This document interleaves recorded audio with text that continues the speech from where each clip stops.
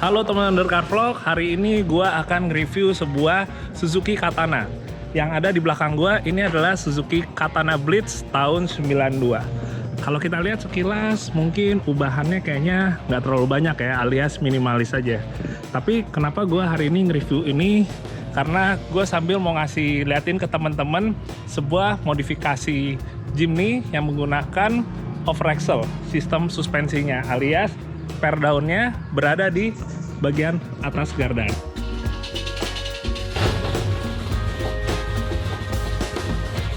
Oke, sebelumnya kita lihat dulu secara overall bodinya. Ini bodinya emang nggak terlalu kelihatan dirapiin banget secara estetikanya, ya mungkin masih belum jadi prioritas. Tapi di mobil ini yang gue suka itu untuk yang fungsionalnya itu semuanya dapet. Alias kalau kita ngomongin kaki, untuk mesin, untuk juga drivetrain, rasionya ini benar-benar udah enak banget untuk dipakai mau kita ngomongin harian atau off-road. Kita mulai bahas dulu dari bagian depan ya. Jadi Katana Blitz ini tahun 92 udah ada beberapa ubahan yang sifatnya jadi lebih JDM ya. Kayak misalnya ini pakai bumper JA, jadi udah diganti bumpernya model yang JDM. Udah ada tambahan lampunya, hela 2 biji di sini. Ya menurut gua tetap style-nya dapet sih, klasiknya dapet, nggak ngerusak konsep JDM-nya. Terus untuk di bagian sini, ini untuk bonetnya juga udah diganti yang model JDM yang warna hitam. Cuma sayangnya dia warnanya masih belang ya, tapi ini nantinya akan dirapiin, termasuk untuk kap mesinnya ya. Ini ternyata coklatnya ini agak susah buat hilang, alias emang udah kusem. Jadi nantinya emang akan kita ngomongin untuk bodinya dirapiin lagi. Kalau geser ke samping, ini untuk stripingnya di body masih tetap ada bawaan dari Katana Blitz-nya. Yang beda ini, spionnya udah pakai spionnya JA ya. Baik yang untuk spionnya di pintu maupun untuk ini yang under mirror-nya ya. Jadi makin JDM. Terus kalau kita geser lagi ke bagian belakang, nah ada lagi bagian yang udah diganti pakai yang punya bawaan JA. Ini dia pintunya. Kalau pintu yang JDM dia itu pertama ada wipernya, terus dia juga ada defoggernya ya di sini ya. Kalau orang yang emang senang sama Jimny bisa ngeliatin bedanya hanya dengan ngeliat dari bagian belakang. Jadi selain pintu sama nih bumper belakang juga udah diganti pakai yang punya JA alias yang JDM. Oh ya, karena kita di belakang, gue mau bahas ini dulu nih. Ini untuk knalpotnya udah diganti pakai keluarannya Kansai, dan ini full set dari header sampai ke belakang. Ini jatuhnya udah jadi kayak stage tuh, karena menurut sang owner Om Teguh, mobil ini ternyata performance-nya lumayan banget meningkatnya. Sekarang yang pakai ban ukuran 31 ini, mestinya dari ukuran standarnya itu kan malah lebih berat ya untuk tarikannya. Tapi ternyata pas sudah pakai knalpot Kansai ini, malah tarikannya lebih enteng lagi. Jadi tenaganya lumayan kedongkrak untuk yang dari bawahnya ya. Dari mulai awalan nol itu berasa banget bedanya. Sekarang kita bahas untuk bannya. Ini salah satu yang eye catching ya di mobil ini ya. Jadi untuk bannya ini pakai Maxxis Critic Roller. Ini bannya sebenarnya untuk di Indonesia ini masih belum banyak yang pakai ya. Walaupun dia udah keluar sekitaran 10 tahun lebih. Dia sebenarnya emang spesialnya itu untuk batu-batu, tapi sebenarnya untuk kita pakai penggunaan di tanah ya atau lumpur itu udah cukup, asal nggak terlalu yang mainnya ekstrim banget. Yang gue suka sebenarnya sidewallnya ya. Sidewallnya tuh agresif banget modelnya, dan ukurannya karena ukuran 700, kesan dari Jab Style atau JDM-nya masih dapat banget. Apalagi ditambah untuk velgnya, ini pakai velg keluaran HSR ukuran 16 dengan lebar 5,5. Jadinya bannya semakin kelihatan kincep ya, makin kelihatan kayak ini mobil emang ini banget nih, kinyis-kinyis lucu ala Jepang, bukan ala-ala Amerika yang kebanyakan bannya lebar. Oke, sekarang kita akan membahas salah satu bagian utama yang menurut gua paling besar ya ubahannya di mobil ini, yaitu untuk sistem suspensi. Ini dia teman-teman. Kalau misalnya Jimny itu kan per daun asli sistemnya under axle ya. Sekarang udah diganti yang over axle atau spring over axle ya. Pada intinya ini kita ngomongin lembaran per daunnya itu posisinya ada di atas gardan, bukan di bawahnya. Sebenarnya modifikasi kayak gini itu mulai rame di Indonesia dari awal tahun 2000-an. Udah lumayan lama, udah hampir 20 tahun, tapi nggak terlalu populer, akhirnya baru sebentar udah mulai menghilang. Kenapa? Alasannya sebenarnya satu, nggak banyak bengkel yang bisa ngebikin overaxle yang benar-benar proper, yang benar-benar sesuai. Jadi pada akhirnya, kalau misalnya kita ngomongin masih pakai per daun, orang kembali lagi ke under axle. Di mobil ini overaxle-nya itu dirubah sama salah satu bengkel yang menurut gua paling proper ya untuk ngebangun overaxle, yaitu Om Dennis dari bengkel MMC. Dari dulu awal tahun 2000-an gue emang tahu banget dia kalau bikin Jimny dengan overaxle itu sangat proper sekali. Dan kalau ditanya apa sih sebenarnya kelebihan dari overaxle, karena posisi pernya ada di atas batang gardan, jadinya clearance-nya itu jauh lebih bersih lagi. Ini bonggol gardan di sini. Biasanya per daun ada di bawah sini. Dengan ada di bawah sini, itu akan menambah hambatan terhadap obstacle yang ada di tanah ya, atau di batuan, intinya di permukaan. Tapi dengan ditaruh di atas, dia jauh lebih clear bagian sini. Kosong semua. Jadi hambatannya hanya pada bagian bonggol saja. Dan dengan kita overaxle, itu kita dengan mudah menaikkan kendaraan posisinya tanpa harus mengubah secara radikal pada suspensi ya. Tapi kalau kita ngomong kekurangan, ada juga kekurangannya yang ini lebih sering dirasakan sama orang. Dan kekurangan itu adalah limbung. Sebenarnya kalau kita pakai overaxle, memang kalau kita nggak bikinnya secara proper, akan gampang limbung. Maka dari itu, mungkin gue bisa nge-share beberapa hal yang bisa meminimalisir limbung pada overaxle ya. Ini gue akan ngejelasin secara singkat aja gimana cara membuat overaxle yang proper. Pertama adalah untuk gardannya.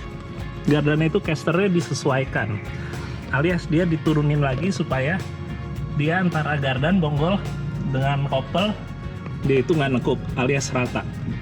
Nggak cuma bagian depan, tapi juga bagian belakang. Kita lihat gardan belakangnya itu udah didongakin juga supaya segaris sama kopelnya ya. Jadi dia langsung lurus seperti ini. Itu yang pertama. Kedua, salah satu efek dari overaxle, dia itu gampang terjadi axle wrapping. Atau gardan belakangnya saat main itu kayak ngegulung gitu. Gardannya main. Maka untuk antisipasinya kita harus menambahkan ini ya. Ada semacam traction bar di sini supaya gardan ini nggak gampang gulung ya, alias bermain maju mundur. Jadi ditambahkan traction bar seperti ini. Yang berikutnya adalah untuk per daunnya. Biasanya orang kalau misalnya mengganti under axle ke over axle, dia pernya itu di roll ulang supaya lurus, supaya mobilnya nggak terlalu tinggi. Tapi kalau misalnya udah di roll ulang, pernya itu dia kekuatannya udah berkurang. Jadi yang ada malah justru gampang limbung. Seperti ini di mobil ini pakai per Ome, ini pernya nggak di roll ulang, jadi tetap kurang lebih lekukannya segini. Nah gimana supaya nggak ketinggian? Nah itu kita mainin pada bagian sakel. Sakelnya jangan terlalu tinggi, kurang lebih hampir sama kayak bawaan aslinya ya. Ini sekitaran 8 cm. Jadi nggak perlu pakai sakel atau anting yang terlalu tinggi. Dan kita ngomongin titik sakel, itu semuanya anting-antingnya atau hangernya ini ada di titik standar ya. Sementara untuk belakang ini antingnya pakai yang ukuran kurang lebih 12 cm.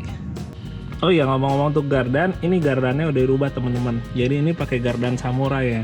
Dan karena pakai gardan samurai, jadi kalau kita ngomong sumbunya emang lebih keluar kan jadinya. Ini juga untuk ngebantu supaya kita pakai overaxle itu bisa minimalisir limbungnya ya, karena dia gardan sumbu lebar. Oh iya, kalau kita ngomongin untuk U-boltnya, ini juga sebenarnya U-boltnya udah pakai yang lebih tebal lagi ya. Jadi nggak pakai yang bawaannya Jimny atau Katana, tapi udah dirubah yang lebih tebal.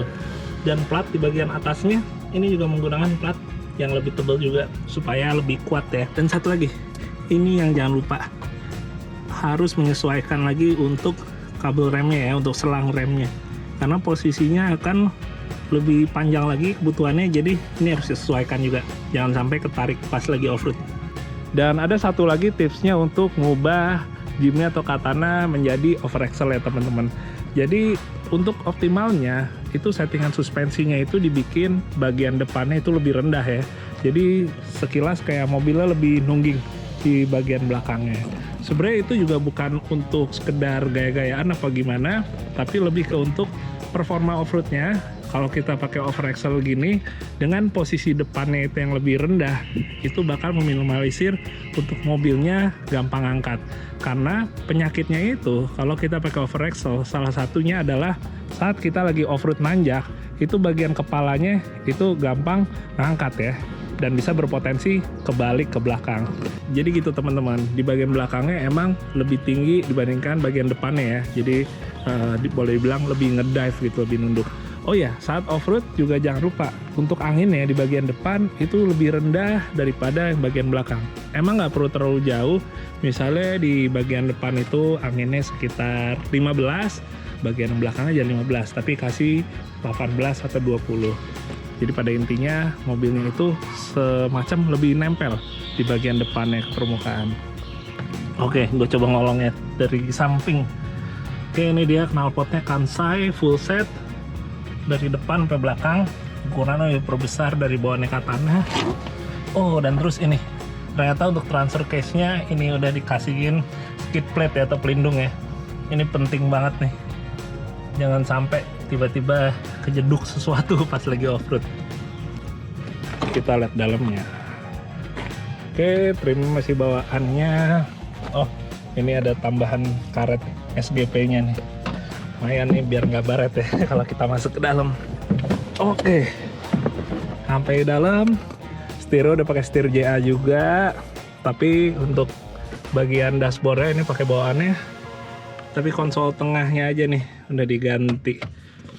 Terus ada radionya ICOM. Oh ya, ini dia yang udah diganti juga. Jok ada jok JDM, jok JA.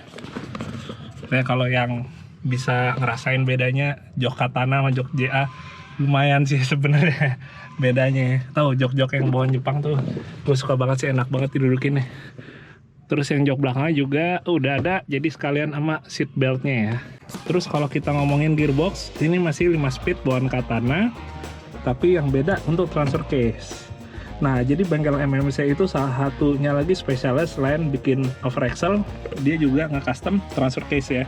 Dia bikin transfer case yang super low ya, rasionya jadi low banget.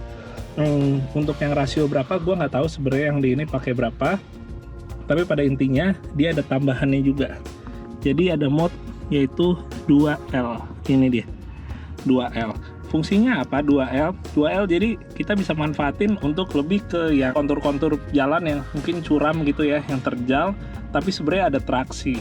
Jadi kayak misalnya kita di jalan pedesaan, jalan bebatuan atau masih aspal tapi terjal gitu, kita bisa tuh pakai 2L. Ini nggak harus pakai 4L. Oke, kita lihat mesin ya. Buat di mesinnya ubahannya nggak terlalu banyak, malah tergolong masih standar ya. Paling cuma upgrade di pengapian aja sedikit, kayak misalnya coil, terus juga CDI-nya. Sementara untuk karbunya masih standar, untuk intake-nya juga masih standar. Di sini ada yang menarik. Ini dikasih ada relay tambahan gitu yang cukup besar. Ini sebenarnya untuk kipasnya ya. Ini kipasnya udah pakai kipasnya Karimun.